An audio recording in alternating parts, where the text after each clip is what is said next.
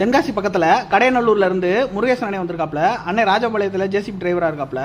அண்ணே வந்து நம்ம மாயநாட்டாட்சி மதுரை பிரான்ச்சுக்கு வந்திருக்காப்புல. கிட்டத்தட்ட அவர் ஊர்லேருந்து மதுரை கிட்டத்தட்ட 140 கிலோமீட்டர் வரும். அண்ணே வந்து அவ்வளோ தூரத்துலேருந்து வந்திருக்காப்புல.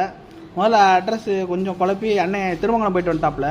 நான் எல்லாருக்குமே ஒன்று சொல்கிறேன், நீங்கள் சவுத் சைடில் இந்த சைட்லேருந்து வரவங்க பூராமே நம்ம வேலம்மாள் ஹாஸ்பிட்டல் சிந்தாமணி சிக்னலில் இறங்கினீங்கனாலே போதும்.